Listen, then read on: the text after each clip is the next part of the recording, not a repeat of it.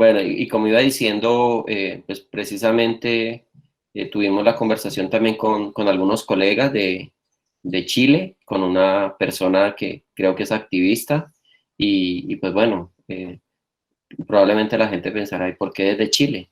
Pues porque yo creo que es el ejemplo más cercano que tenemos y más reciente además. Además, que Chile tiene una historia bastante, para para los que nos gusta todo este cuento, bastante conocida de, de desarrollo en cuanto a organización social y por supuesto, como muchos países fueron víctimas de dictaduras militares que fueron muy fuertes y que golpearon mucho a nuestros países hermanos. Además, pues también no es un secreto que Chile está siendo un país de migración para los colombianos.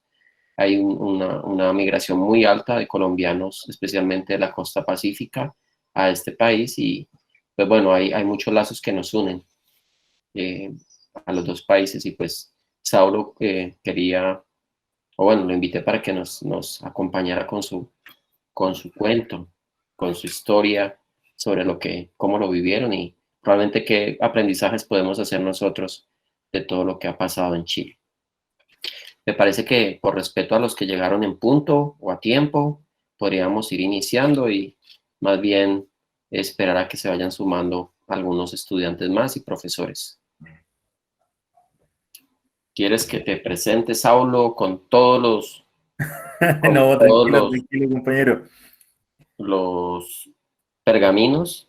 No, estamos bien así, Alex. Bueno, Eh, en realidad Saulo, para la gente que no lo conoce, no lo ha escuchado, Saulo es el actual vicepresidente de la CLATO, es parte de nuestro equipo directivo en la CLATO, un terapeuta ocupacional muy comprometido con las causas sociales y pues también que ha liderado procesos importantes en la Confederación. Era el representante de Chile ante la Confederación Latinoamericana de Terapeutas y con un trabajo pues importantísimo liderando procesos como Aula Abierta, ha estado muy comprometido con la unión entre la Clato y la Realto, que era algo que nos estábamos debiendo. Aquí está también Angie, que es líder estudiantil y que probablemente también se podría hacer el llamado a los estudiantes, porque Saulo precisamente es quien está haciendo el puente con los chicos de Realto y de verdad el trabajo que se ha podido hacer con ellos es muy interesante. Nosotros vemos a los estudiantes no como los que, los que se van a graduar en un tiempo y liderarán, sino los que ya están liderando procesos de cambio en nuestra profesión, incluso sin haberse graduado, y por eso es tan importante contar con ellos, porque pues, van a ser importantísimos en el desarrollo de nuestra profesión en un futuro cercano y, por supuesto, en el presente. Precisamente, muchos de los desarrollos que hemos hecho son debido a la energía, al entusiasmo y al compromiso que tienen los estudiantes de algunos países que se han unido a través de Realto. Saulo es terapeuta ocupacional y su área de trabajo es el área pediátrica, como le llamamos nosotros al área pediátrica, niños, jóvenes y adolescentes, o adolescentes, eh, y hace parte de un colectivo que se llama Colectivo, se me fue el nombre, Saulo, Colectivo Cotidiano en colectivo en Construcción. construcción. Sí, Entonces, ahorita si quieres nos cuentas un poquito de eso. Te doy la palabra. La dinámica va a ser que, pues, como tú lo quieras plantear, Saulo, si quieres interactuar con la gente, contarnos un poco y abrimos un espacio para participación y pues yo en el orden que la gente pida la participación le iré otorgando ese para que lo hagamos un poco más ordenado. Bienvenido, Saulo. muchas gracias, Alex, colegas, estudiantes presentes también. Muy feliz de poder estar acá en este espacio. Agradecido de la invitación. Y bueno, un poco la propuesta es poder contarles un poco desde mi experiencia todo lo que se ha vivido en Chile, ¿cierto? En el último tiempo, pero también con alguna intención de poder estructurar que esto no ocurrió en el vacío, sino que nosotros, como bien decía Alex, traemos una historia eh, que viene de muchos años atrás y que en gran parte lo que estamos viviendo ahora en términos de desigualdad y inequidad social tiene que ver con lo que nos dejó la dictadura como herencia, ya que fueron las formas no solo de gobernarnos, sino también las formas de entender la política y sobre todo a nivel económico. Ustedes saben, Chile es un experimento neoliberal, y acá todo lo que se piensa como un derecho humano, todo tiene un precio en Chile, todo, la educación, la salud, la vivienda. O sea, no hay ningún derecho que se resguarde sino a través de lo económico, ¿ya? Voy a tratar de no extenderme tanto. Seleccioné algunas fotos que son para mí significativas. Voy a intentar hacer una pequeña narrativa, y lo que más me interesa es que podamos dar pie a la conversación, y a intercambiar algunas ideas, ¿sí? Si entre medio quieren hacer alguna pregunta, por favor, vamos entre medio también comentando. Yo muy feliz con eso. Eh, Tengo un problema en mi computador con el Office, entonces tuve que armar una presentación eh, con el visor de imágenes. Entonces no sé realmente si va a funcionar del todo, pero si no, no es lo más relevante. ¿Se ve? No todavía. Ah, a ver. Ahora sí. Listo. Ya. Entonces, esta fue la primera imagen que yo quise mostrarles, que es nuestra bandera chilena teñida de negro. ¿Ya?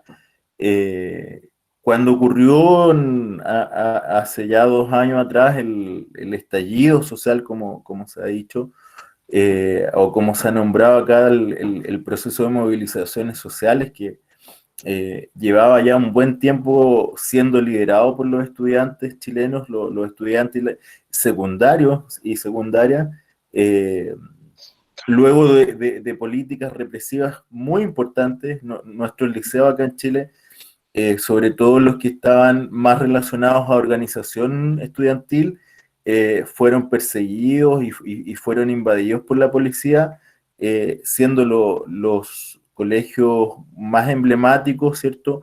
Custodiados y resguardados por la policía. Se hacían revisiones de estudiante por estudiante al entrar, al salir.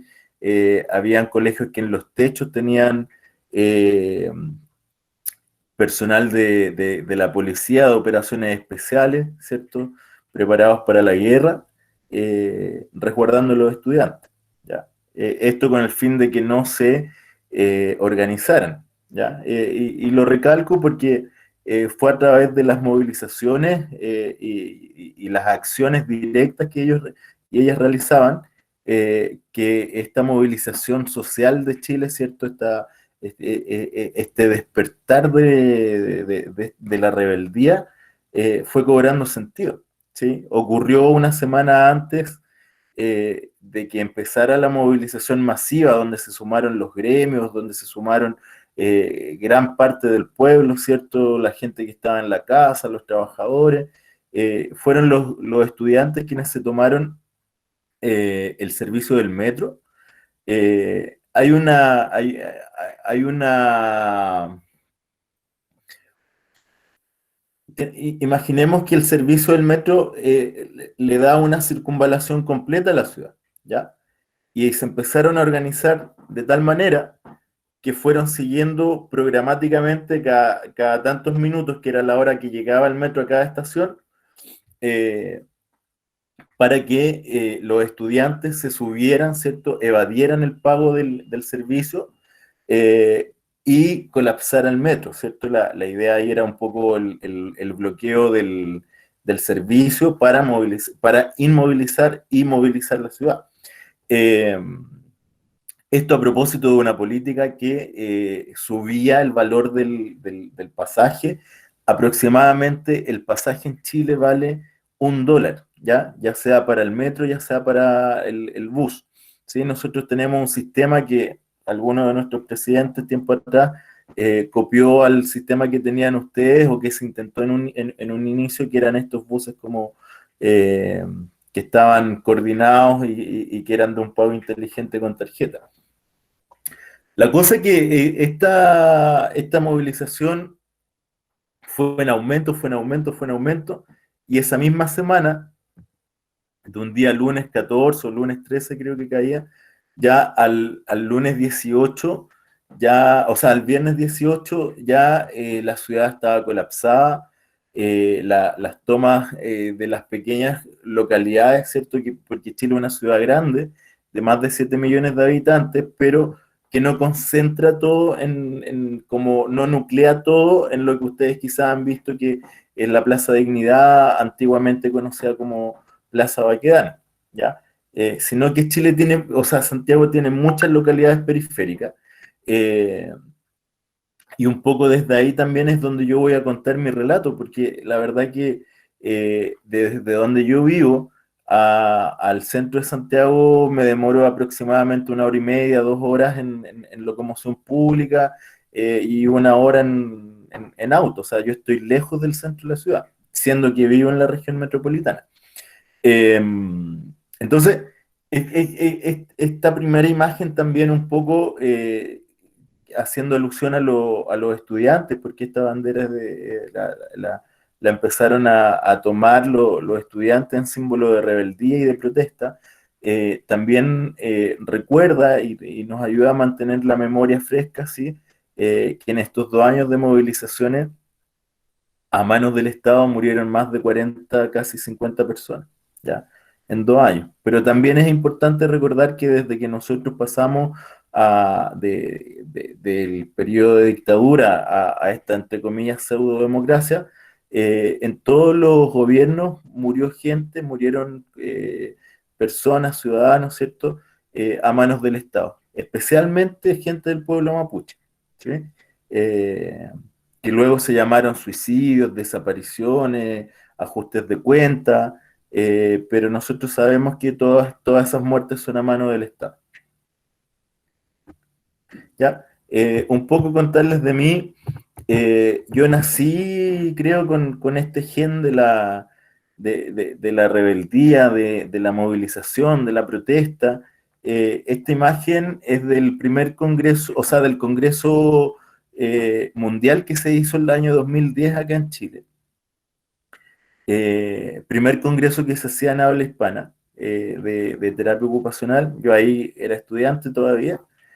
Y bueno, todavía estábamos en una lógica de protesta, ¿cierto?, amigable, y nos organizamos con un grupito que trabajábamos en otro colectivo, donde estábamos, ¿cierto?, con una impronta muy fuerte de denunciar el no cumplimiento de los derechos humanos, e hicimos una intervención ahí que a muchos colegas que venían de fuera, sobre todo de habla inglesa, se molestaron bastante, ¿ya?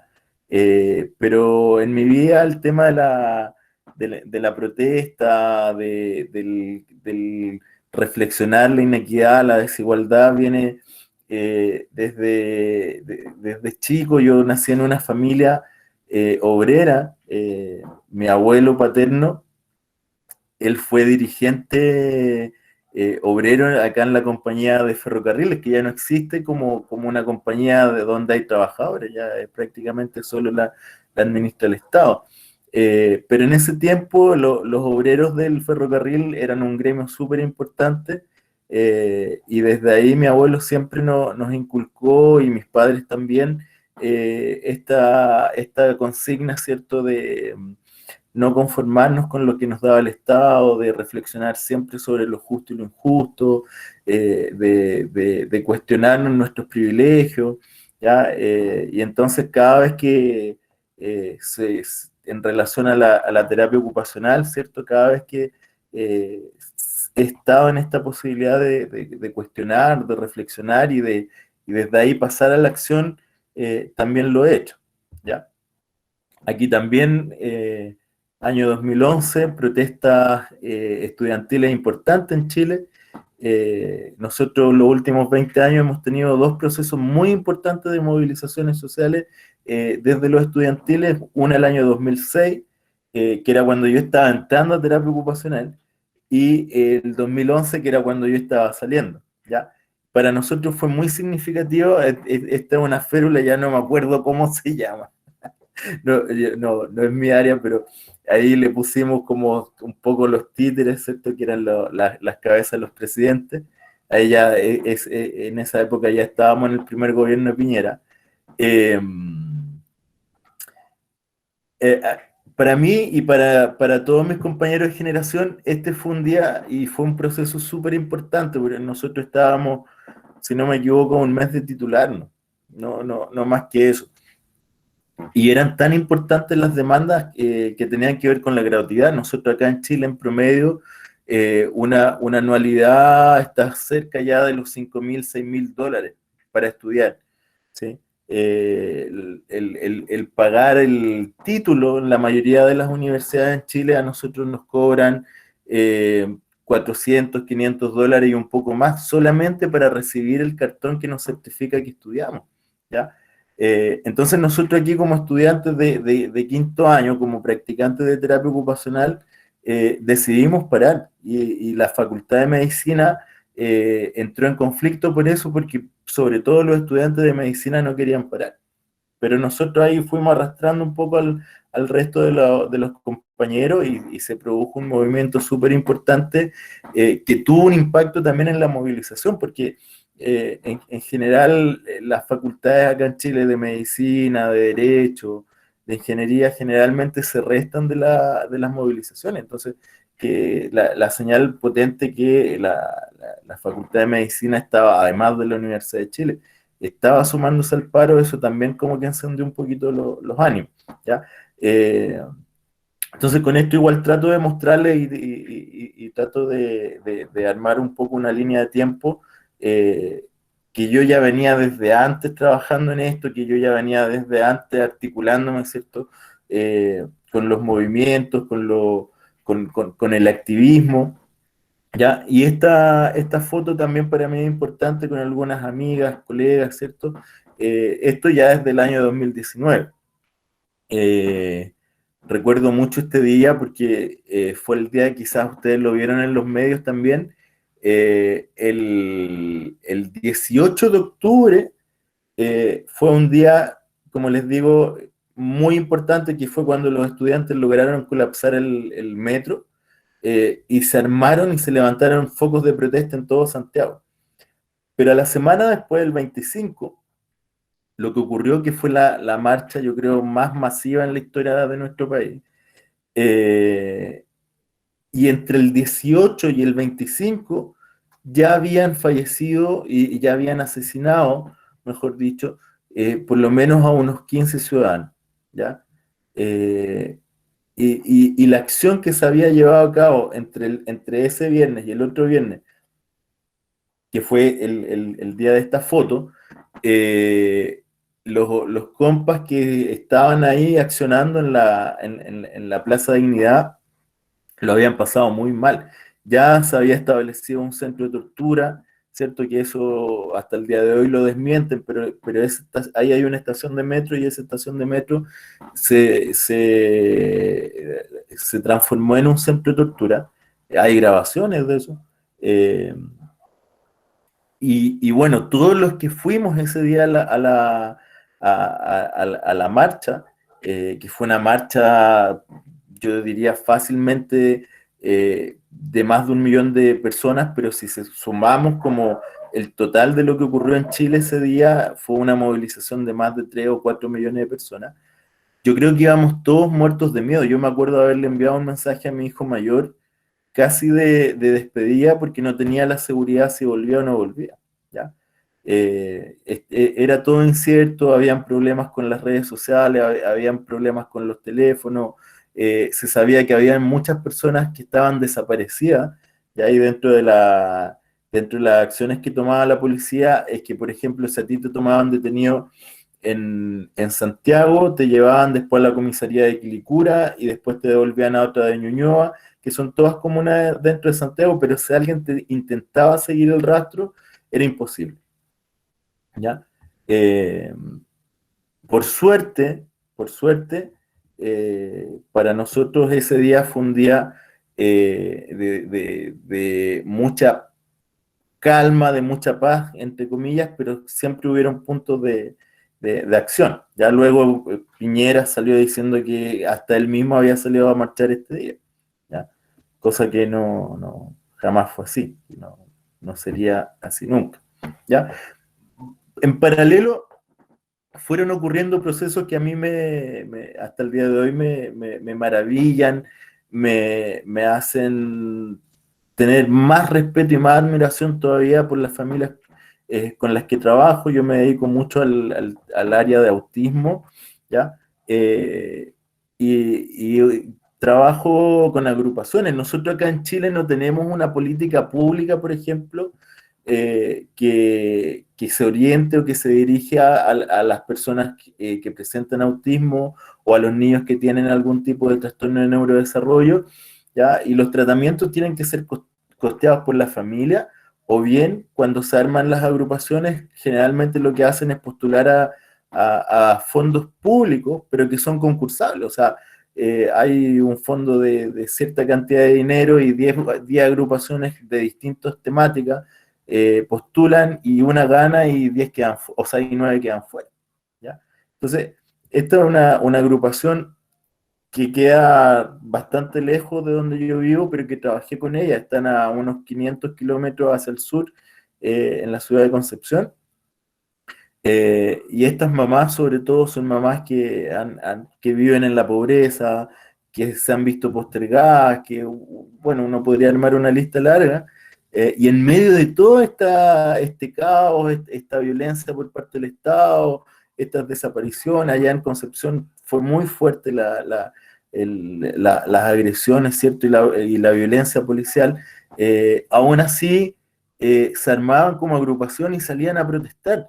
Y claro, ahí su protesta no solo por la ley de autismo, sino por una ley de salud mental y por un montón de otros derechos que quizás no les tocan directamente a ellas, pero siempre con ese corazón y esa mirada amplia de entender que estamos todos pasándola mal, ¿ya? Entonces también quería hacer referencia a estos procesos de cómo algo que partió, ¿cierto? O algo que encendieron los estudiantes, lograron generar conexiones y redes, ¿ya?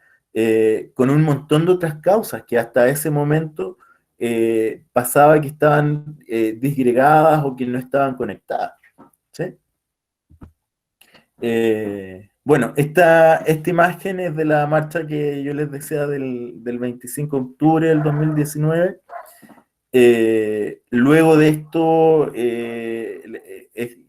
esta plaza que nosotros renombramos como Plaza Dignidad, eh, luego de esto, entre octubre, noviembre, diciembre hasta enero, esto se transformó en una batalla campal, ¿sí? Ocurrieron un montón de desapariciones y atrocidades como, no sé si ustedes vieron quizás en las noticias, si se dan cuenta, en la esquina arriba a la izquierda hay un río, ese es el río Mapocho, ¿ya?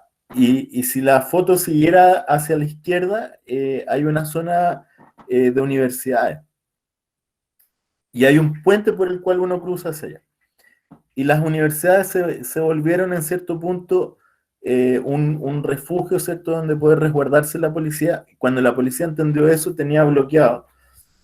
Y como el puente es estrecho, eh, movían, por ejemplo, aquí desde los edificios que se ven al fondo, venían cerrando la calle con un montón de tanquetas y guanacos, y la gente corría hacia el puente. Y entonces del otro lado tenían piquete, y cuando tenían esta estrategia de encerrarnos, pasó una vez que tiraron a un compañero, lo tiraron al río, ¿sí?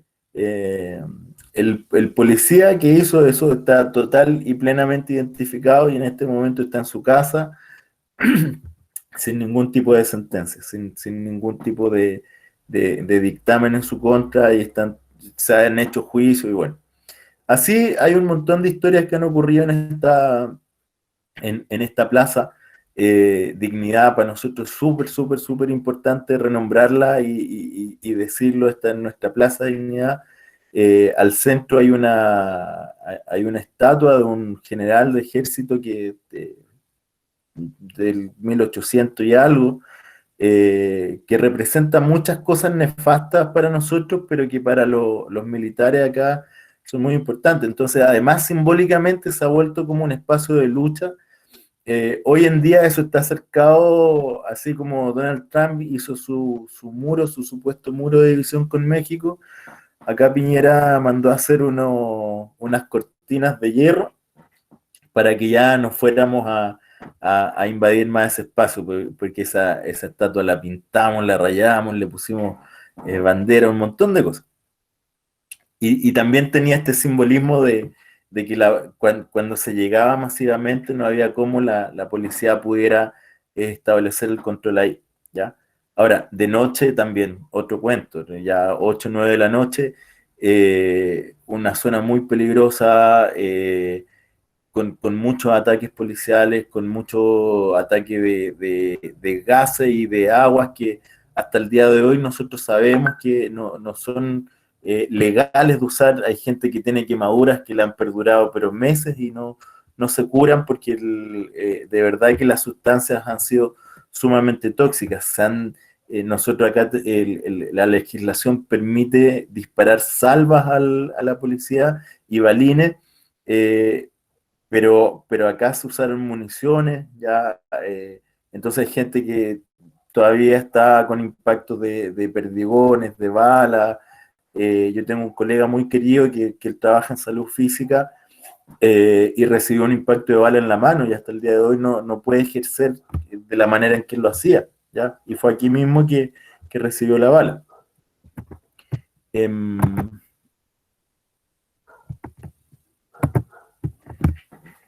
Esta imagen también la quería rescatar porque esta fue quizás la última vez que yo entré a esta estación que se llama Estación Baquedano, que si ustedes se dan cuenta ahí a la derecha al medio hay como un pequeño circulito. Esa es la entrada a la Estación Baquedano, ¿sí? Y esta imagen es súper importante porque al 25 de octubre del 2019, ya habían caído, ¿cierto?, estos compañeros, ¿sí? En distintas situaciones, algunas más claras, algunas más confusas, ¿sí? Si se dan cuenta, abajo hay una mimo. Para mí sigue siendo la imagen más macabra y más dramática. Mimo era una compañera, Marcela, de una comuna muy pobre, que históricamente también fue relacionada a la lucha social hasta el día de hoy. Eh, y ella, al tercer o cuarto día de toda esta revolución, de todas las movilizaciones, fue encontrada colgada afuera de una estación de metro. Y el peritaje indicó que ella se había suicidado, ¿ya? Pero nosotros ahí estábamos con toque de queda, había prohibición de salir en la noche y ella fue encontrada de madrugada, ¿ya? Y en una posición muy extraña. Bueno, nosotros todos sabemos que fue la policía. Pero fue muy triste porque luego la historia que uno la fue conociendo, la mayoría la fuimos conociendo luego de esta noticia de que la asesinaron. Fue una persona que siempre se vinculó al activismo, que siempre se vinculó a movimientos sociales, ¿sí? Y de alguna manera fue el precedente de lo que fue ocurriendo después. O sea, acá en Chile hasta el día de hoy hay persecución política para los que han estado ahí liderando o que han estado de manera muy importante en la movilización. Luego los asesinatos, entre comillas, fueron descendiendo porque lo que aumentó fue la mutilación. Me parece que también se conoce afuera, nosotros tenemos más de 500 compañeras y compañeros mutilados, ¿cierto?, con daños oculares. Esa es la cifra oficial.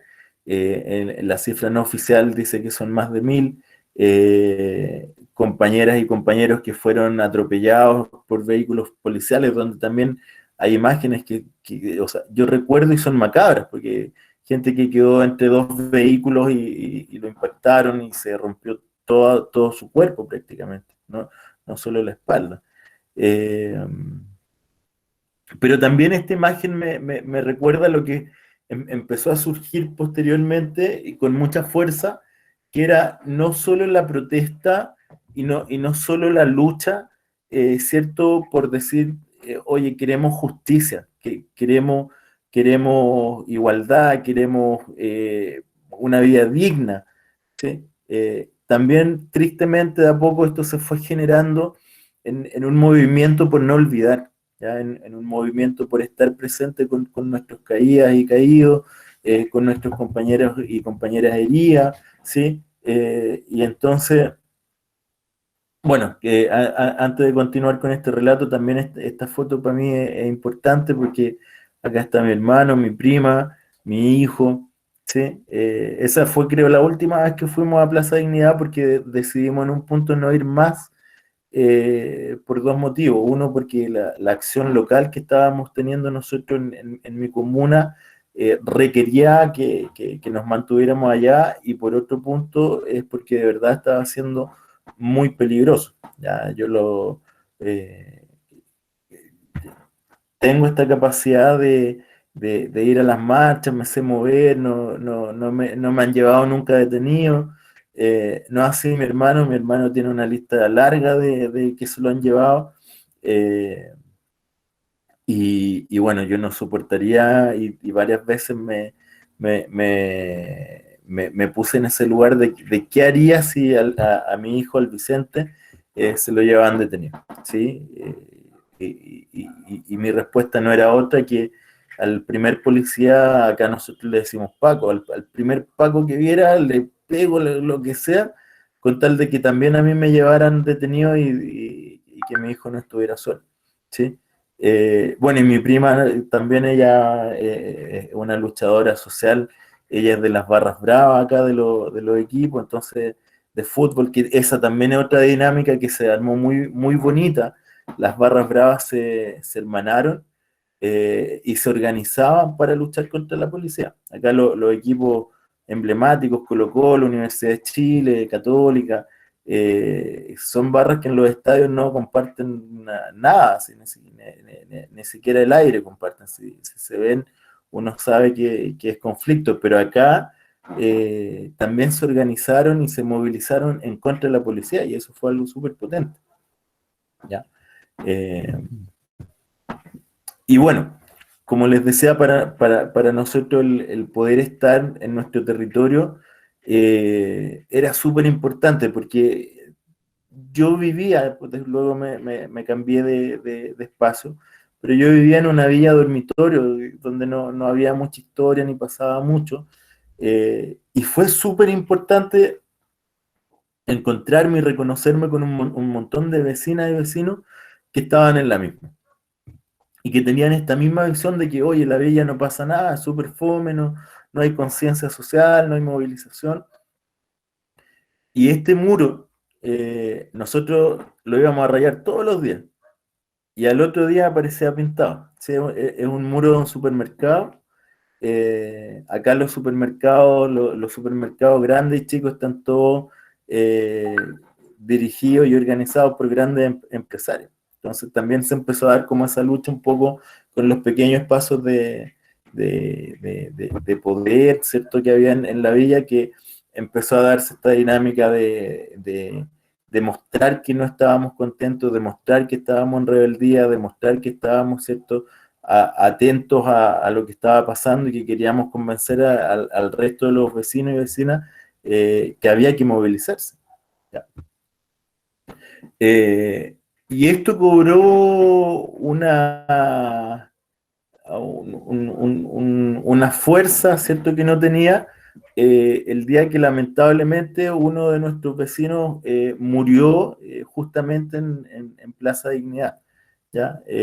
Fue muy triste esta muerte, fue muy triste porque este compañero, Abel Acuña, eh, falleció, o sea, fue asesinado, ¿cierto? Producto del ahogamiento, ¿ya?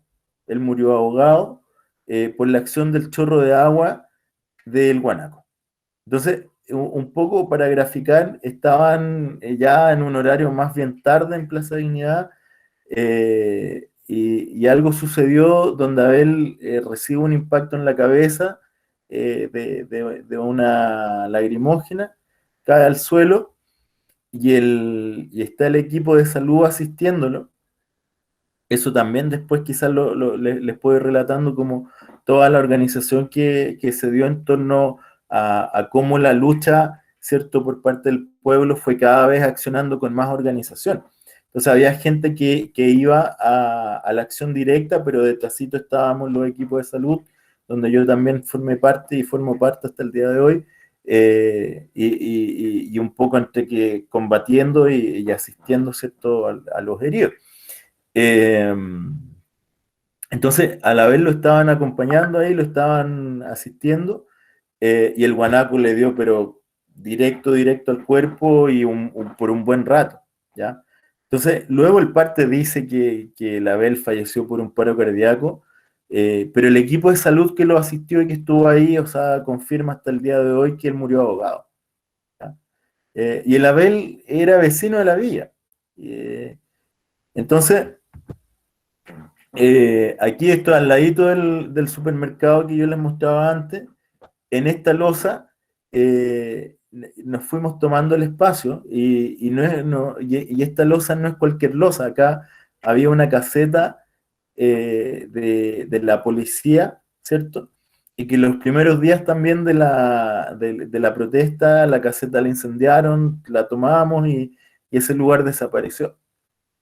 Entonces también simbólicamente para nosotros este espacio, que además conecta dos calles principales dentro de la villa, lo fuimos tomando y se fue generando este espacio de encuentro, de reflexión, de recordar al compañero Abel, pero no solo a Abel, sino que a todos los que se habían ido.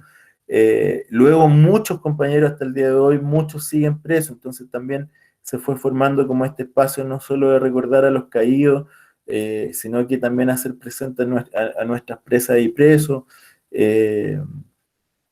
Y se fue generando una asamblea que para mí también ha sido como una de las transformaciones como más enriquecedora, porque como les digo, en mi territorio yo que salía, tomaba el bus, me iba al trabajo, volvía.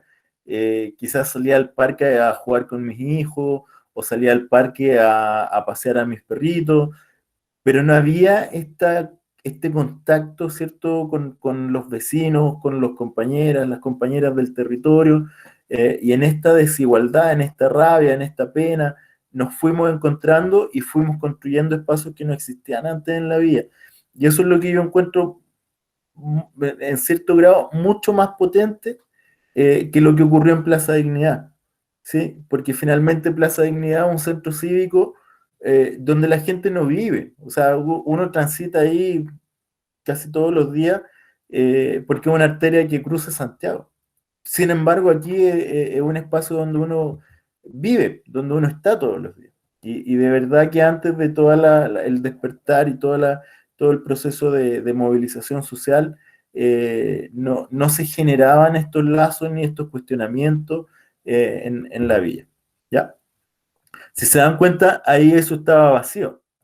Y dentro de todas las cosas que nosotros fuimos discutiendo, decidimos que no queríamos y no queremos, y estamos discutiendo hasta el día de hoy, no queremos a la policía en nuestro barrio, ¿ya? Con lo que eso implica, o sea, entendemos los riesgos de un montón de cosas, pero nos parece más arriesgado que esté la policía, ¿ya? Entonces nos organizamos entre todos los vecinos y vecinas y armamos este memorial. Esto todo lo hicimos nosotros con nuestras manos, y ese es un bloque de hormigón que debe pesar 1 tonelada fácilmente, ¿ya? Y el municipio ya ha intentado ir a retirarlo un par de veces, pero como es un bloque compacto, gigante, y en el cual nosotros estamos muy atentos, no han podido, o sea, ese lugar ya es nuestro y no lo vamos a perder, ¿sí? Y si se dan cuenta, le pusimos Memorial Abel Acuña, pero abajito dice, en memoria de los asesinadas y asesinados durante la revuelta popular, iniciada el 18 de octubre. ¿ya? El despertar no debe morir jamás, ¿sí? Para nosotros también esto es súper importante, o sea, hay un proceso de revuelta popular que inició pero que no ha terminado y que nosotros queremos que no termine, ¿ya? Y dentro de las cosas que para mí también se fueron generando con mucho, mucho sentido, es que nos empezamos a tomar espacios de la villa, ¿ya? No nos tomamos solo ese espacio en el sentido de decir no queremos a la policía. Empezamos a reflexionar en un montón de líneas qué es lo que queremos para nuestras vidas, cómo queremos que sea nuestra vida, ¿ya? Y una de las respuestas fue que realmente queremos vivir en un espacio de autodeterminación, en un espacio de conciencia, en un espacio ecológico, y empezamos a tomarnos espacios que estaban, entre comillas, botados en la villa, y los empezamos a transformar en huertas, ¿ya? Y en huertas que son de todo, o sea, que están ahí al paso de quien vaya caminando, y que puede entrar y que puede sacar, si quiere sacar algo, ¿ya? Y también ha sido un espacio, creo yo, muy bonito para mí, porque entre las cosas que hago como terapeuta, llevo unos 8 9 años trabajando con huertas, ¿ya? Creo que en todos los espacios donde he trabajado como TO, dejo una huerta en más. Eh, y entonces para mí también fue como reconfigurar lo que yo estaba haciendo como TO y verlo como, ¿cierto? Como algo que es de todos, que no necesariamente puede ser terapéutico, sino que puede tener un alcance mayor, ¿ya? Y aquí nos fuimos encontrando con niños, con niñas, con personas mayores, eh, con adultos también que nunca habían visto esto de cerca. Y bueno, para mí como en el poder dimensionar, por ejemplo, cuánto hemos crecido. Nosotros cuando partimos con la huerta teníamos un manejo de materia orgánica aprox de 1 metro cuadrado, ¿ya? Y hoy día ya son más de 20 metros cuadrados donde solamente de manejo de residuos orgánicos, ¿ya? Y eso para nosotros también nos dice cómo la gente de la villa se ha ido incorporando, ha ido colaborando, ¿sí? Y quizás este es un espacio no tan contestatario en el sentido de que aquí no hay un accionar directo contra la policía, ni es un espacio donde nos tomamos las calles, pero porque también hemos entendido que ese espacio de acción directa no es para todos. Sin embargo, hay otros espacios que resultan sumamente importantes y que van por otra línea, pero siguen siendo de resistencia y transformación, ¿ya? Entonces, aquí hay un espacio, como les digo, donde podemos dialogar más. De hecho, llega mucha gente que está como en otra postura, y se permite el diálogo, se permite como estos como cuestionamientos de posiciones políticas, ¿sí? Pero ahí sigue la huerta creciendo, tomándose cada vez más metros cuadrados, con más gente colaborando, y que en medio de la pandemia también ha sido un desafío, pero seguimos ahí presentes, ¿ya? Este es el espacio que yo les mostraba antes, esto es lo que convoca al arte, convoca a la comunidad. Esto fue en plena pandemia, si se fijan están todos con mascarilla, pero un espacio que ya la villa sabe que es del pueblo, es un espacio que cuando nos reunimos, algunos se molestan, pero la mayoría entienden lo que sucede, la mayoría participa.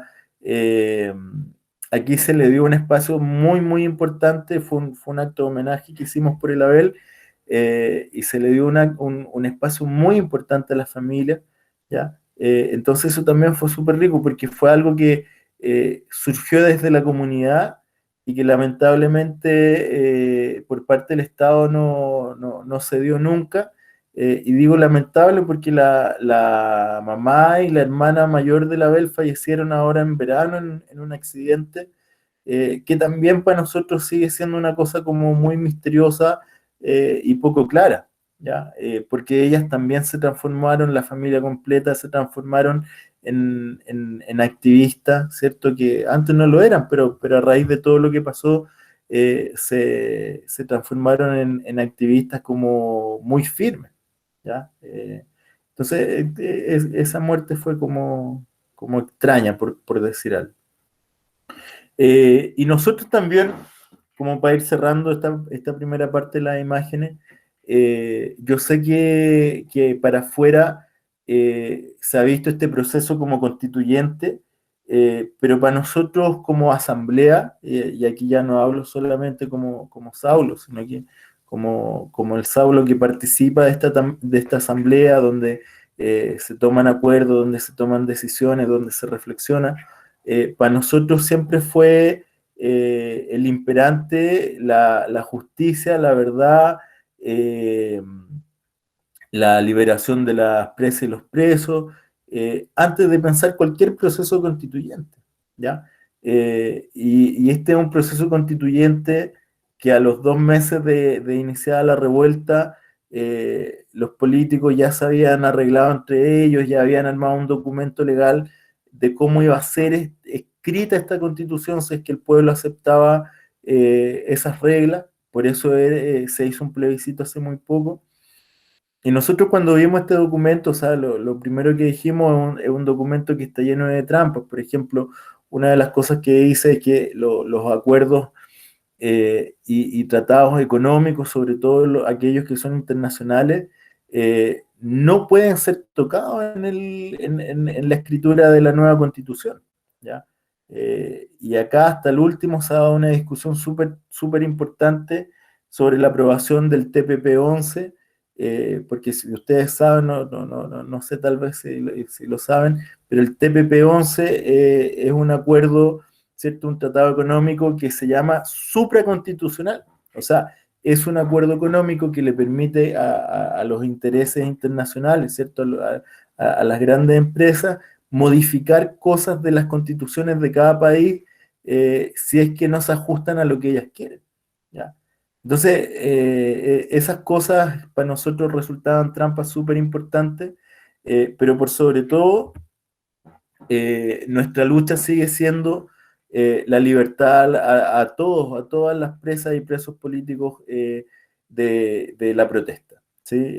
Hay más de 2.000 compañeros que todavía están ni siquiera judicializados, sino que están en lo que acá en Chile se llama prisión preventiva, sin un proceso de investigación, sin un proceso de judicialización, simplemente están presos porque el Estado sospecha que ellos cometieron un crimen, ¿ya?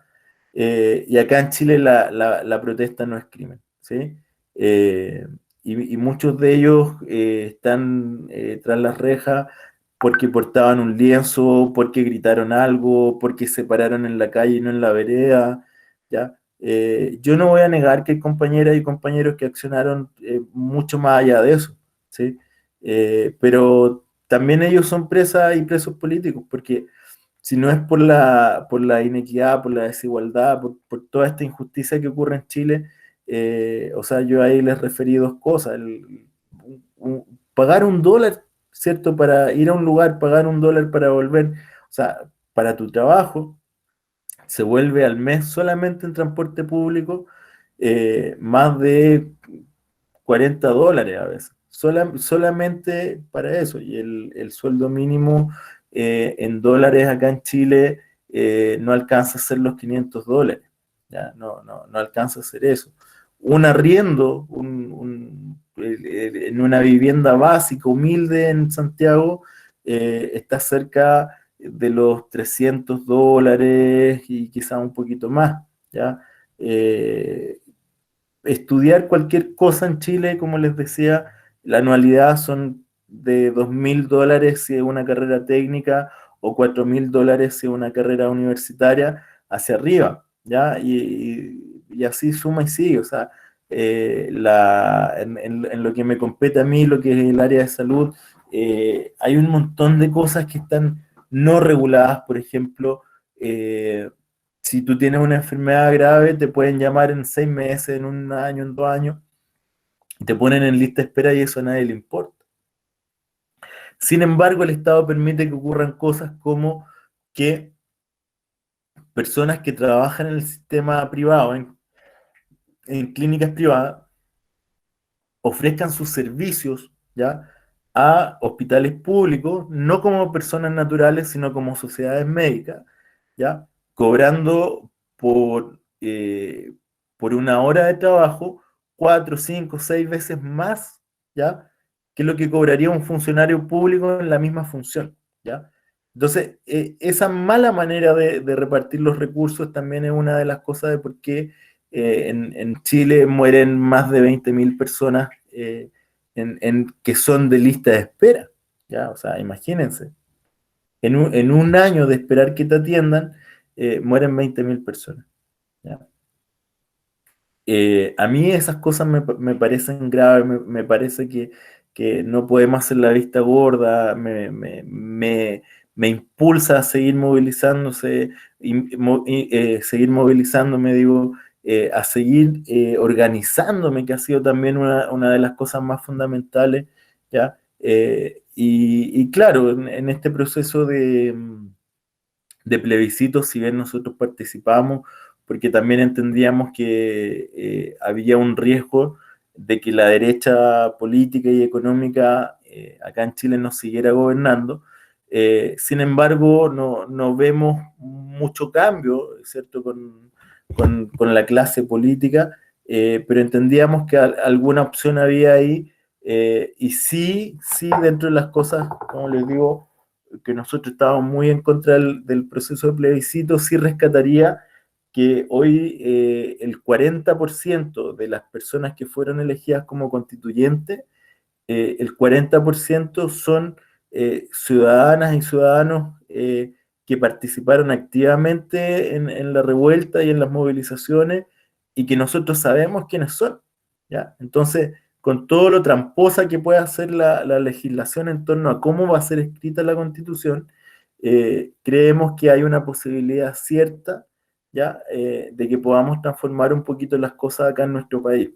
Pero de todas maneras, como les decía, nosotros creemos mucho más en estos espacios comunitarios, en resolver directamente nosotros las cosas, en las redes de confianza, en los vínculos y en la acción directa, ¿sí? No solo en la acción de ir a la lucha, a la confrontación con la policía, sino también, por ejemplo, en esto de tomarnos los espacios. Armamos, por ejemplo, operativos de salud, ¿cierto?, con los que trabajamos en salud, sin costo, sin un cobro de nada a cambio, a nuestra gente, en nuestro territorio, ¿ya? O esta vinculación con las agrupaciones, que también, si bien ellos por ahí concursan con estos fondos públicos y todo, pero al final del día también son parte de la comunidad y estamos ahí muy presentes con ellos. Entonces, esperamos que el proceso constituyente genere algún cambio, pero no es por ser pesimista, pero conocemos cómo opera la política en Chile, y ya hay muchos acuerdos, y ya hay muchos constituyentes que de alguna manera han sido corrompidos, y eso nosotros ya lo sabemos. Así que no tenemos mucha confianza en ese proceso, pero sí mantenemos la confianza, la esperanza, la energía en que nosotros seguimos juntos y que mientras sigamos juntos, por lo menos no nos van a torcer el brazo. Eso.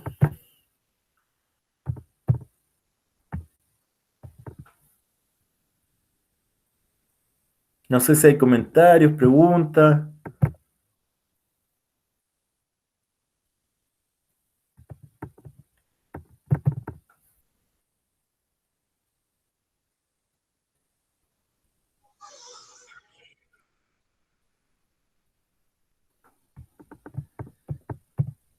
¿Sí?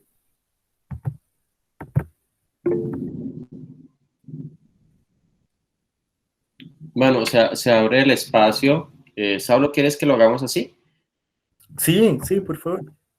Bueno, se abre el espacio para la participación, pues como para conectar esta primera presentación de Saulo de las imágenes y los relatos relacionados con ellas, pues decir que con excepción de la constituyente, casi todo lo que has relatado es como si estuviese sucediendo con nosotros. O sea, las movilizaciones, el uso de la fuerza excesiva,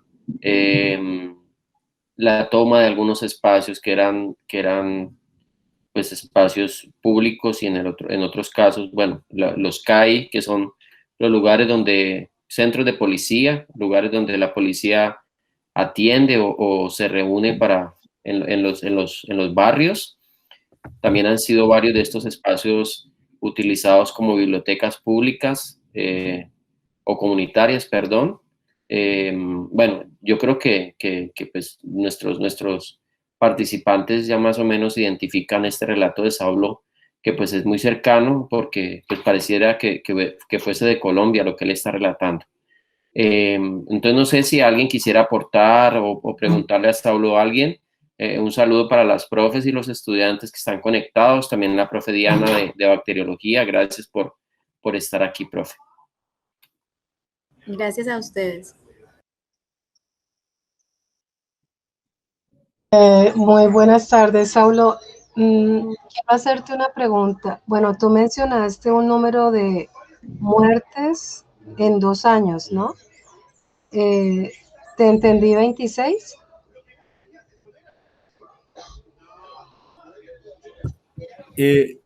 No, esos 26 aprox, o digamos entre octubre del 2019 a diciembre del 2019, fácilmente llegamos a los 30. Me parece que por ahí anda el número. Pero desde octubre del 2019 ahora ya vamos en 44, si no me equivoco. Pero desde la vuelta a la democracia en Chile hasta antes del estallido, habían identificados 15 asesinatos a manos del Estado comprobadas, sobre todo muchas personas mapuches que fueron asesinadas por represalias policiales. Sí, de pronto, digamos que ese sería uno de los datos que nos varía un poco porque nosotros nada más en un mes llevamos casi el doble de eso, ¿no, Alex? Digamos que muestra también el nivel de violencia en el que se ha sumido todas estas protestas. Y quiero hacerte una pregunta particular, Saulo, si de pronto tienes datos. En esas agresiones o estas personas que han sido víctimas de algún tipo de violencia en el marco de estas protestas, ¿tienen algunos datos de personas lesionadas con lesiones oculares? Sí, las lesiones oculares, las personas con lesiones oculares que han sido registradas porque se armó como un programa reparatorio, son más de 500, ¿ya? Pero ojo que acá hay mucha gente que no ha querido participar como de estas políticas reparatorias, ¿ya? Entre desconfianza, entre miedo a la persecución, yo creo que ese es el principal motivo. Mucha gente no ha querido inscribirse porque no quiere quedar identificada por el Estado como parte como activistas, ¿cierto?, que estuvieron en las movilizaciones. Y ahora han pasado cosas horrendas a la gente que ha participado de estos programas. Se había hecho un acuerdo con una entidad de Alemania, que ellos manejan mucho lo que son las prótesis oculares, y vinieron hace un par de meses, creo como en marzo tuvo que haber sido, y a las personas que presentaban un daño importante les confeccionaron sus prótesis oculares, y el Estado tenía que hacer un pago el cual no cumplió. Y entonces toda esta gente tuvo que devolver las prótesis. ¿Ya? Eso es como, para nosotros, como seguir abriendo la herida, seguir escarbando ahí, ¿cierto?, donde duele. Pero la cifra oficial, o sea, no oficial, para nosotros está sobre los 1000 heridos y lesionados oculares, ¿ya? Las denuncias, por ejemplo, por abusos sexuales, también más de 2.000. Las denuncias por torturas o daños producto de municiones, ¿cierto? También más de 2.000 o 3.000.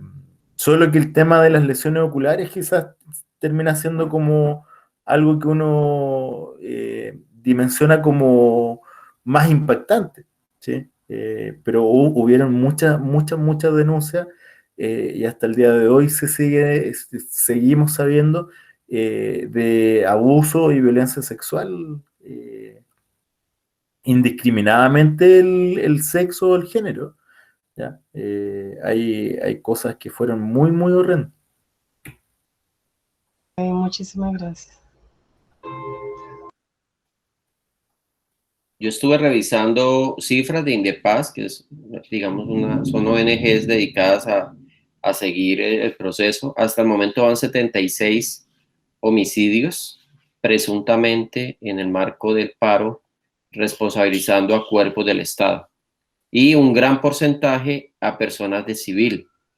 Es decir, pues ya yo creo que son famosas las fotos y agradezco a Saulo de manera pública, puesto que ese comunicado que hicimos en mayo, a principios de mayo, en nombre de la CLATO, ya lo había mencionado, una colega colombiana que radica en otra parte de Latinoamérica escribió a la CLATO quejándose de por qué solo mostrábamos la violencia de Estado.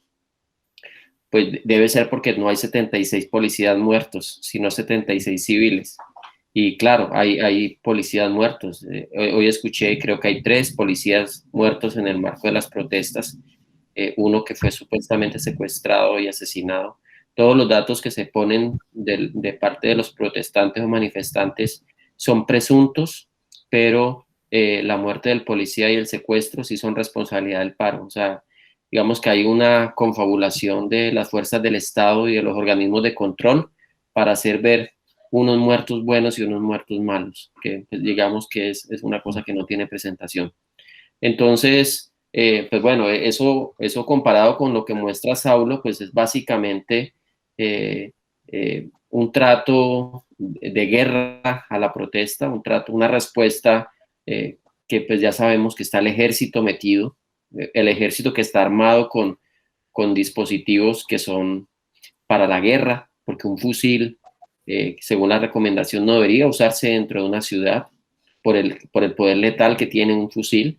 Un fusil puede matar a varias personas una sola bala, por tanto no se debe usar en el casco urbano de las ciudades, y eso es lo que vemos a diario. Yo vivo en un sector donde constantemente está patrullando el ejército y pues andan armados con sus armas largas, que son los fusiles.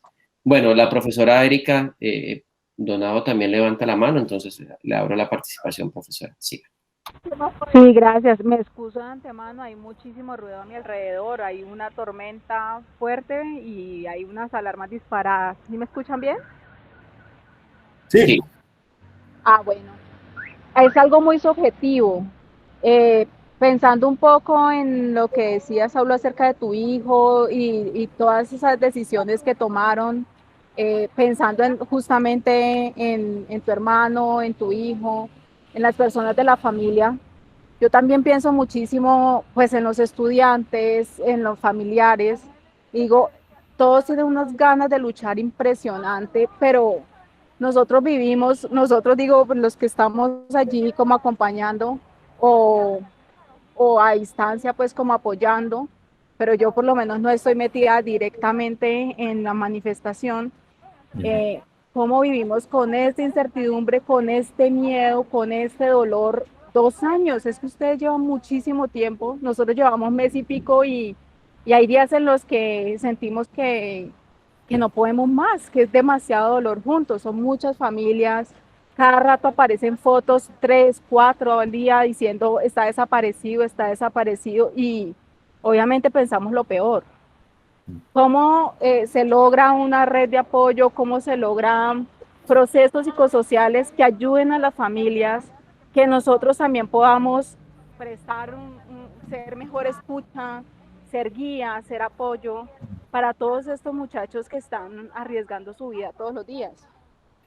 Sí, Erika, te agradezco mucho la pregunta porque se me vienen como dos ideas muy importantes respecto a eso. Eh, yo recuerdo el año 2019, entre noviembre y diciembre, casi no haber dormido. O sea, estaba con un nivel de trauma tan fuerte y con imágenes. O sea, yo aquí les mostré algunas fotos, pero yo entre noviembre y diciembre creo que todos los días estuve movilizado. Eh, y como yo estaba en la parte de salud, también me tocó ver cosas muy horrorosas. Ya, entonces yo a la casa prácticamente no llegaba como a cambiar un poco el foco, pero no podía dormir, ¿sí? Al menos el caso con mi hijo me parecía súper importante que me acompañara, eh, siempre con resguardo, pero también respetándolo mucho. Él hoy día tiene 15 años, casi 16, y en este proceso que él partió a los 14, se volvió dirigente estudiantil. ¿Ya? Entonces, yo en este momento tengo muy asumido que le puede pasar algo, ¿ya? Y él lo tiene súper asumido, su mamá también, y tenemos todo un plan de acción si es que eso llega a ocurrir, ¿ya? Pero fue un proceso que se fue dando a propósito de que nosotros también quisimos respetar lo que él sentía, lo que él reflexionaba, o sea, y para mí también la admiración. O sea, yo a los 16 años, ni a los 17 ni a los 18 me hubiese visto en algo como en lo que está él, porque él está organizando a su gente, ¿ya? Pero me pareció súper importante que al inicio me acompañara y que viera, porque de alguna manera también le pude transmitir lo que yo en estos años de movilización le pude enseñar, ¿ya? Eh, pero también fueron sucediendo otros procesos que yo no sé si son propios porque yo sea ateo o no, ¿ya? En esta asamblea territorial se fueron armando grupos de autoayuda, ¿ya? De acompañamiento, de escucha. Particularmente hubo uno muy potente, que trataba sobre las masculinidades, ¿cierto? Y sobre cómo nuestras formas también reproducían mucho del sistema con el que queríamos luchar y que queríamos transformar. Entonces, que si queríamos hacer eso, también teníamos que transformarnos nosotros, ¿ya? Y ahí se abrió como una cosa que fue muy potente. Por otro lado, en el espacio de la huerta se fue viendo como estas redes de apoyo se fortalecían, crecían, y que ya no tenían que ver todo necesariamente con la huerta. Entonces, si faltaba algo, alguien no tenía para comer o alguien necesitaba movilizarse, la red de la huerta y la red de la asamblea estaba ahí presente, ¿ya? De manera más institucional, sí, nos fuimos agrupando en algunas brigadas como terapeutas ocupacionales, y sobre todo grupos vinculados a la salud mental, psicólogos, ¿cierto? Trabajadores sociales, y se fue armando como redes de apoyo un poquito más formales, y algunas muy dirigidas a estudiantes, porque en esto, o sea, como les decía al inicio, para mí es importante y va a ser importante siempre que yo cuente esta historia, poder decir que partió y fue sostenida la lucha por los estudiantes, por la y los estudiantes, ¿ya? Entonces se fueron armando como estas redes de apoyo para poder sostenerlos a ellos también. Sé que muchos colegas que hacen clases dieron facilidades, otros que estaban en otras posturas políticas fue todo lo contrario, pero bueno, creo que es parte del juego. Eh, pero aparecieron estos vínculos, aparecieron estos espacios, eh, como te digo, no sé si todo era a propósito de la terapia ocupacional. Yo creo que aquí se volvió como una cosa más accesoria, que a veces, ¿cierto? Sobre todo cuando eran cosas más de salud mental, yo ahí como que aportaba. Eh, Sé que, por ejemplo, hay muchos colegas, o sea, no tantos, pero hay colegas participando activamente en los procesos de rehabilitación, ya sea por tortura, ya sea a los que presentan daño ocular. Ahí también hay como una acción bien importante que están teniendo hasta el día de hoy los TEO, ¿ya? Pero pensando como en lo local, yo diría más bien que fue la comunidad con nuestras distintas experticias y experiencias que nos fuimos articulando y de verdad que ha sido un espacio muy, muy protector y muy sanador también. Gracias, Saulo. Gracias, profe Erika. Angie levantó la mano. Te doy la palabra. Sí, buenas tardes. ¿Me escucha? Sí, súper bien. Sí. Gracias. Bueno, yo quería de pronto como agregar algo al comentario de la profesora Liliana ahorita que mencionó el tema.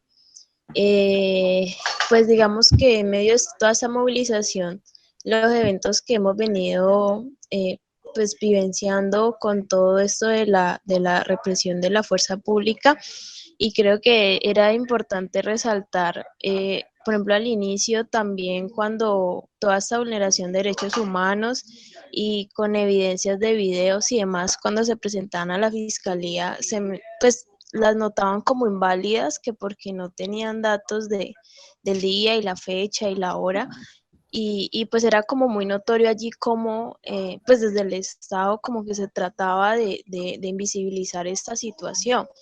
Y allí mismo también digamos que es fundamental el papel que ha hecho las personas de derechos humanos, pues en tratar de informar sobre estas situaciones.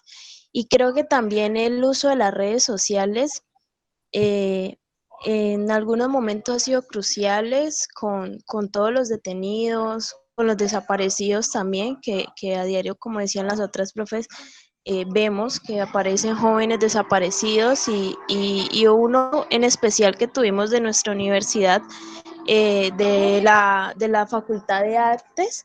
Este eh, se había, digamos, vivenciado en una protesta pacífica y al final del día estaban circulando otros videos muy terribles. Entonces creo que fue todo ese boom, o, esa, digamos, situación de difundir por todas las redes, que pues era estudiante, que era artista, que no era lo que estaban tratando de decir en los medios y que pues exigíamos la liberación, tuvo que hacer plantones y demás. Y fue, digamos, momentos de mucha angustia, pero que también llevan a esa fuerza de movilización, porque si no, pues no sabríamos qué hubiese sido de ese joven y los demás que estaban en ese momento en esa situación.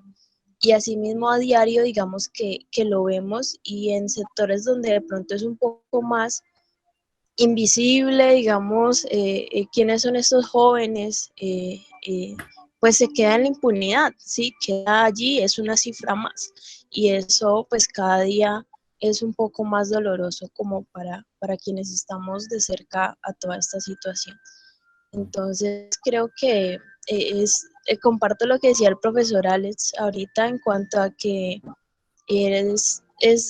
pues para mí es muy sorprendente cómo en el relato que menciona Saulo uno se identifica, ¿sí? Porque encuentra todas estas similitudes de situaciones y que pues digamos que llevamos poco tiempo. Entonces llega un momento en el que no avistamos cuál va a ser el panorama o el horizonte que nos espera en este momento.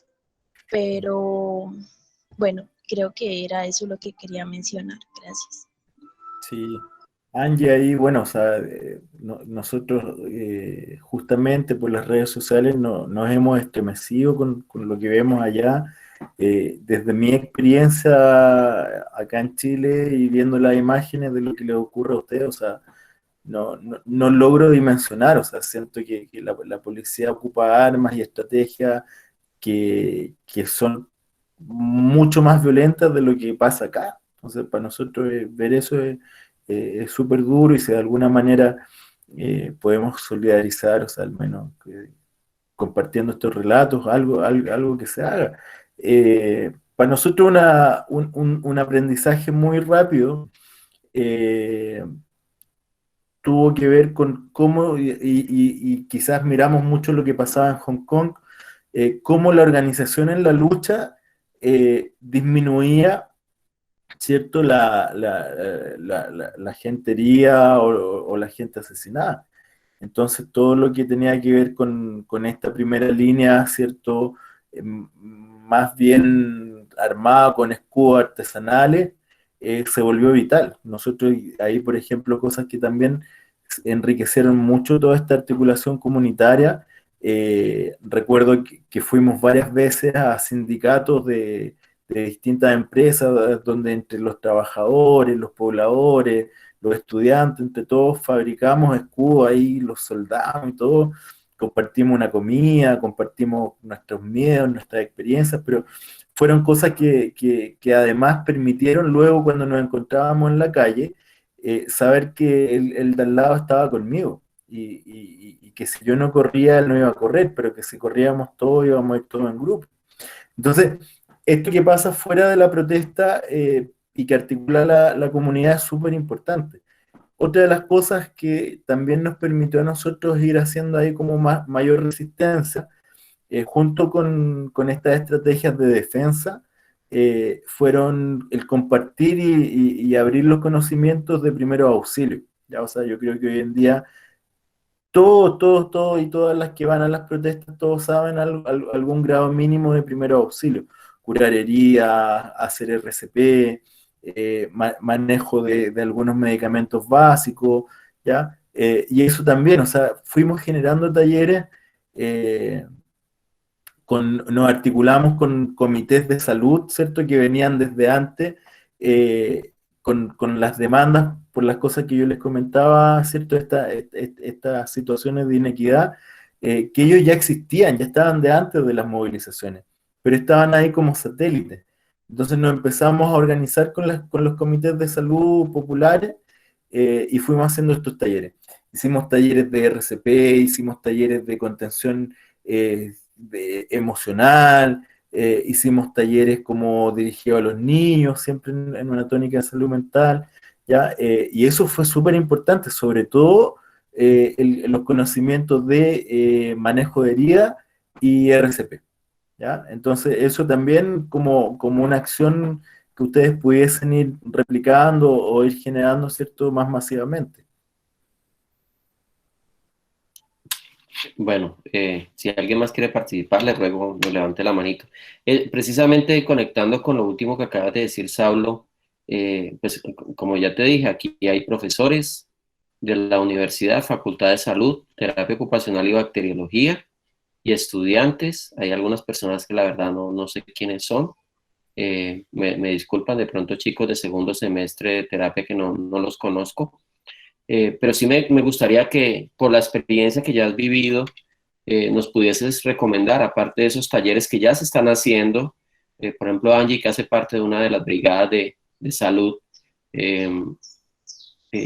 han estado muy inquietos en hacer, digamos, capacitaciones para poder atender. Yo ayer me encontré a una secretaria de la universidad en la Loma de la Cruz y me contaba que estaba con su niña, ella vive allí en ese sector, y llegaron los del SMAT, que son, digamos, el escuadrón antidisturbios, y los encerraron a las personas que iban por esa calle. Ella iba para la tienda con su hija, entonces él dijo, pero es que salimos a la tienda, y cuando los señores ya se estaban yendo, sacaron un arma y le dispararon, y a ella le pegaron un balinazo en el brazo y a su hija en el pecho. Como les digo, es una secretaria de la universidad, de allí de la Facultad de Salud, y me mostró su brazo todo morado, y a mi hija también la golpearon, pero también Sebastián, un chico de licenciatura en de matemática pura en la universidad, fue asesinado hace 10 días, era perteneciente a un cabildo indígena. Entonces, cuando mencionaste lo de los mapuches, también ha habido, digamos, cierto grado de agresión en contra de las comunidades indígenas en nuestro país, ya que ellos están organizados desde antes, como tú dices, reclamando territorio, reclamando derechos, reclamando el respeto de sus territorios y de sus costumbres, y ha sido, digamos, muy constante la agresión hacia ese grupo social.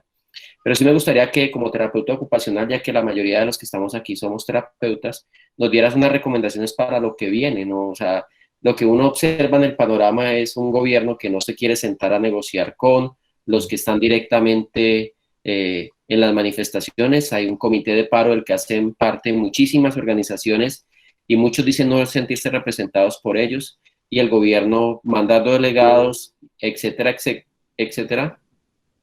Y sí dice Angie que hasta personas de organizaciones de personas con discapacidad han sido amenazadas en los puntos de movilización. Entonces, ¿qué se viene? ¿Qué recomiendas nosotros como universidad, como programa de terapia ocupacional, como facultad de salud? ¿Qué nos recomiendas por tu experiencia que podamos ir haciendo para ir? O sea, nosotros estamos muy pendientes de los problemas emocionales o de las situaciones, no problemas, de las situaciones emocionales que se empiezan a dar, que son muy marcadas. Por ejemplo, el miedo. El miedo es un sentimiento que todos estamos empezando. Ayer que tuvimos nuestro taller de baile, justo antes de empezar llegó el SMAT, no sé cuántos, eran muchísimos, y yo no había llegado todavía, pero me dijeron, se acaba de cancelar, está el SMAT sacando a la gente de la Loma de la Cruz. Allí bailamos cada semana y hace 20 años lo hacemos, y parece que la comunidad, pues de una forma solidaria, los dijo, váyanse de este espacio, es un espacio de cultura, y el SMAT se retiró. Pues por supuesto, luego llegan los infiltrados, pero digamos que se retiró. Pero la sensación de todo el mundo con sus niños allí era de mucho miedo. O sea, de mucho miedo con esta gente que llega con su parafernalia, con sus cascos, con sus escudos, con esas cosas que generan terror. Entonces, ¿qué hacer como terapeutas ocupacionales y como universidad ante eso, Saulo? Sí, yo a ver, creo que en una primera línea todo lo que ustedes tienen como conocimiento de salud, hay que ponerlo al servicio de la comunidad, hacer talleres abiertos, porque de verdad esto, entre más gente sepa curar una herida, entre más gente sepa hacer RCP, ¿cierto? Entre más gente sepa manipular cosas como, por ejemplo, nosotros acá, bueno, al final terminamos usando más bien agua de laurel, pero estas sustancias, la leche de magnesia, por ejemplo, que permiten, ¿cierto?, disminuir los efectos de las bombas lacrimógenas. Eh, Mientras vamos socializando ese conocimiento, yo creo que es más posible resistir, ¿sí? Eso por un lado. Yo creo que particularmente desde la terapia ocupacional, eh, ir mostrando que la vida sigue. ¿Ya? Yo creo que esa es una cosa súper importante, y desde ahí los talleres, ¿cierto? O las actividades o las propuestas de acción, enfocarlas no solo a esta lucha o a esta resistencia contra la policía o contra los cuerpos armados, sino que mostrar que la importancia de la autodeterminación, la importancia, voy a decirlo así, de las ocupaciones, ¿cierto? Son lo que dan sentido a estas luchas. Y las luchas no son en vacío, son porque queremos una vida digna, son porque queremos tener un espacio de vida que tenga sentido. Sí, yo creo que ahí podemos abrir un montón de espacios. Yo particularmente en lo que me metí mucho fue en ir haciendo talleres dirigidos a los niños y a las niñas, ¿ya? Hacer los acompañamientos en la medida que ustedes tienen las condiciones de hacerlo. Yo no pude hasta un par de meses como decir, ya me siento un poco mejor, y con esto que sé y con esto que hago, fuimos armando grupitos de colegas y fuimos ofreciendo ayuda a la gente, ¿ya? Sobre todo en salud mental, acá todos los que habían vivido los procesos de dictadura, fue una retraumatización muy, muy potente, ¿ya? No así los estudiantes, sobre todo los secundarios, que no sé si es por un tema generacional, no sé si es por un tema de convicción, o no sé si simplemente porque tienen menos miedo que nosotros, pero no quedaron tan traumatizados, ¿ya? Entonces este apoyo y esta contención fue mucho más dirigido a quienes ya habían vivido la dictadura, ¿sí? Eh, Esas cosas se me ocurren. Dentro de otras estrategias nosotros después también aprendimos, porque estos espacios culturales, como los que tú cuentas, Alexander, nosotros también los tenemos. Luego aprendimos dentro de la organización tener un equipo o tener gente que pueda rondar y que nos puedan ir avisando si vienen o no estos piquetes o si hay gente observando o no lo que hacemos, ¿ya? Eh, y desde ahí también importante conocer el territorio, saber por dónde correr, eh, tener grupos de contacto que sean más seguros. Nosotros, por ejemplo, aprendimos que nunca más usamos el WhatsApp para nada de esto, ¿sí? Porque el WhatsApp está súper intervenido. ¿Ya? Hay otras plataformas, y de hecho las videollamadas también hay plataformas que son mucho más seguras como para organizarse. Esas cosas también son importantes. A veces uno tiene una buena intención y la pone o la expone demasiado y ya está todo intervenido. Entonces esas cosas igual hay que cuidarlas.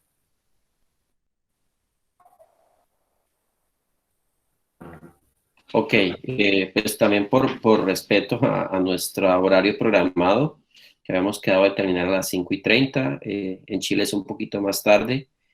Elvis quiere participar. Diga, profe. Antes de que cerraras, pues es agradecer a la participación de cada una de las personas que está en la reunión. El agradecimiento a Saro por su generosidad en el momento de presentar estas vivencias que se tuvieron en Chile, y pues particularmente tengo un reto bastante grande por Chile, que estudié allá hasta justo en el momento en que empecé social, y pues viví de cerca todas las manifestaciones. Y también para agradecer a la profesora Alexandra por la gestión hecha en el contrato y en el caso del manejo del tiempo, que puesto que hoy tuve mucho encima en el caso. Entonces, no, espero que sigamos en estos espacios. Esos siguen siendo escenarios de reflexión y ante todo es un escenario en el cual vamos a mantener el vínculo como academia, más allá de los elementos teóricos que tenemos en un aula de clase. Entonces, de nuevo, muchas gracias por su participación en el evento. Profesor Alexandra, María Clara, entonces muchas gracias y le doy la palabra. No, estaba diciendo que pues de alguna manera resalto esto de estar agremiados, de estar colegiados, de estar unidos. Gracias a eso podemos contar con la experiencia de Saulo. Es una experiencia muy valiosa en términos de, de que son las vivencias que empezamos a reconocer como propias también. Cuando yo que conozco a Yapu, a Inti Illimani, a agrupaciones de folclore chileno que fueron exiliados en la dictadura, que les tocó vivir muchos años por fuera de su país porque el gobierno pues los convirtió en objetivos militares y donde regresaran pues iban a ser sometidos pues a juicios políticos. Pues reconozco que Chile nos lleva a un espacio, un camino recorrido bastante amplio en organización, pero también en haber sufrido gobiernos larguísimos. Se dieron cuenta que Pinochet solo fue condenado mucho tiempo después de haber terminado la dictadura. Aquí tenemos la fe y era una cosa con la que quería terminar, Saulo, era que hay algo que probablemente no se menciona, pero que existe, y es que mucha gente no está de acuerdo con las movilizaciones y la manifestación. Pareciera ser que es únicamente con los bloqueos, porque molestan, porque fastidian, porque no nos permiten movilizarnos de manera libre, pero es más porque el otro se manifieste y reclame. Ayer vi un documental, no sé qué es eso, en realidad es un chico diciendo, ¿y quiénes son los de la primera línea? Y es un youtuber, un chico que desde Bogotá hace videos divertidos, pero ahora muestra la historia de un chico que llega a la ciudad como respuesta a que sus padres son asesinados en el campo.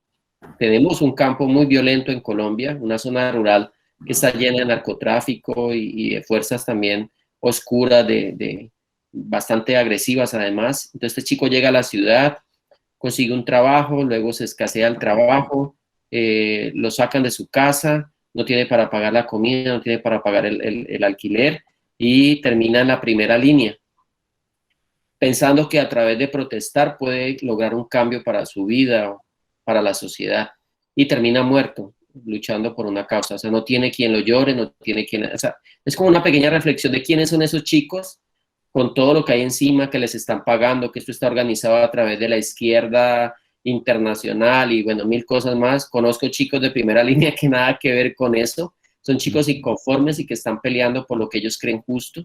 Entonces, ¿cómo hacer, Saulo, ya para terminar con esto de las diferentes posturas frente a la movilización y frente a la protesta? Sí, o sea, a ver, ahí yo creo que este espacio de las asambleas se vuelve relevante, de un espacio donde se pueda discutir. En las asambleas no todos los que participan están de acuerdo de la movilización, pero la asamblea se ha ido tomando el terreno, se ha ido tomando el espacio comunitario, y se ha vuelto sumamente importante para este diálogo, ¿ya? Acá pasa igual, o sea, no todos los que fueron, por ejemplo, a esta marcha masiva, no todos continuaron en la protesta. Yo creo que un 20% quizás continuó en la protesta. Sin embargo, fue la protesta la que produjo el efecto de esta posibilidad de cambiar la Constitución, ¿ya? Y fue en un momento en que en concreto la acción que se estaba generando acá en Chile estaba produciendo un daño directo al capital, ¿ya? O sea, se incendiaron centros comerciales, se incendiaron muchos supermercados, ¿cierto? Tiendas que fueron saqueadas. Yo no estoy validando para nada esa acción porque no la entiendo, pero he aprendido a al menos ponerle un lugar, ¿ya? Porque sin eso no se hubiera visibilizado esto que tú decías, esta rabia, este descontento, que no tiene una organización política, ¿ya? Y eso también, este proceso en Chile permitió que muchos entendieran eso, o sea, que no había un partido comunista armado, ¿cierto?, organizando esto, porque hasta los del Partido Comunista estaban muertos de susto por las acciones y por el daño que estaba ocurriendo en Chile. Eh, para nosotros en gran medida también fue muy, muy triste, fue muy lamentable todo el daño que ocurrió, eh, pero mirando ahora en retrospectiva, eh, todos entendemos muy bien que ese fue el costo de ser escuchado, ¿ya?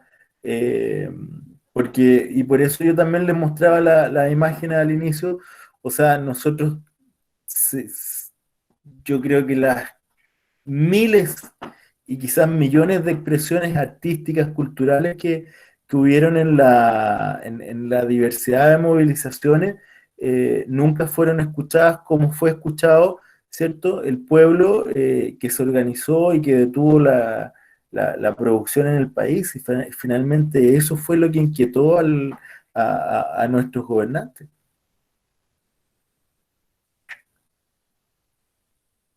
Ok, bueno, agradezco nuevamente a Saulo por su participación y a todos ustedes por estar aquí, por aceptar este relato que pues hace parte de nuestras vivencias y experiencias que pues, tenemos que tener en cuenta cuando decidamos opinar sobre lo que está pasando, porque a veces opinamos.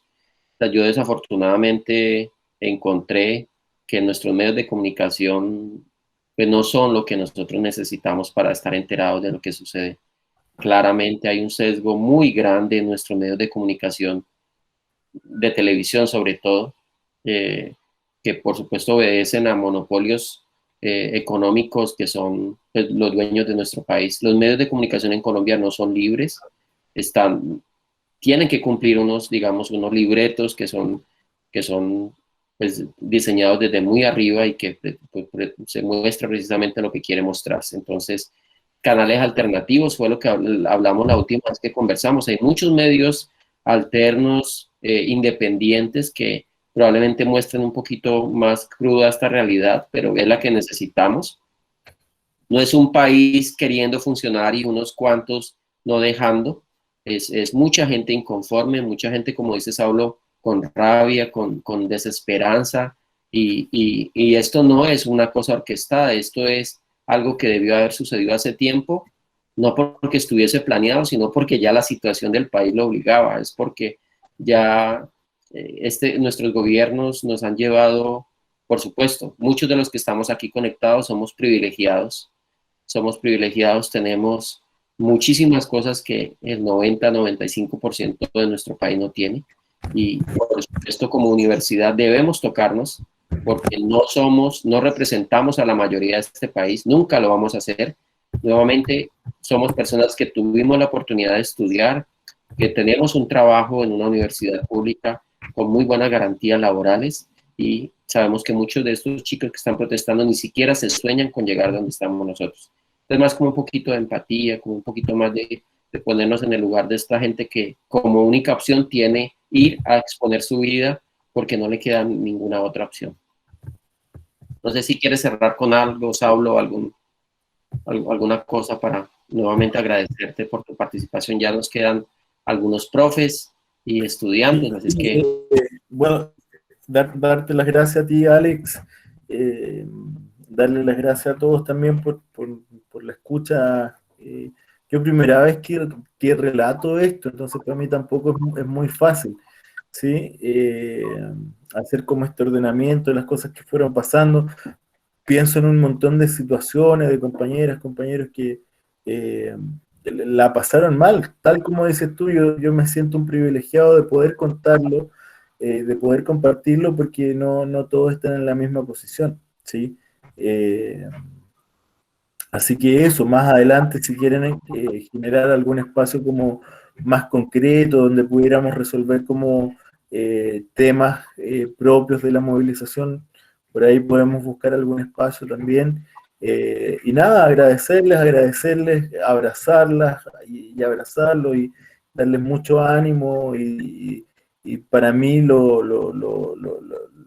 las pérdidas humanas, o sea, son de un valor infinito, entonces también siento mucho todo lo que están pasando. Es terrible que nuestra Latinoamérica se caracterice por esto, pero creo que estas también son las acciones que pueden responder y pueden transformar, o sea, conectarnos, comunicarnos, reconocernos, e ir generando procesos, por un lado identitarios, pero también procesos muy de hermandad, de solidaridad, y desde ahí ir transformando todo esto. Así que muy agradecido, Alex, muy agradecido a todas las compañeras, los compañeros, y nos seguimos encontrando por ahí. Así es. No sé si profe Elvis quiere cerrar. No, pues nuevamente, pues reitero el agradecimiento y pues esperamos seguir estando en contacto en todos estos escenarios. Sé que como colegas latinoamericanos seguramente tenemos muchas experiencias por contarnos y ante todo, pues, bueno, gracias por el aprendizaje que nos estás ofreciendo. ¿Listo? Buena tarde para el resto de personas y buenas tardes, Saulo. Bueno, muchas gracias. Gracias, profe María del Pilar.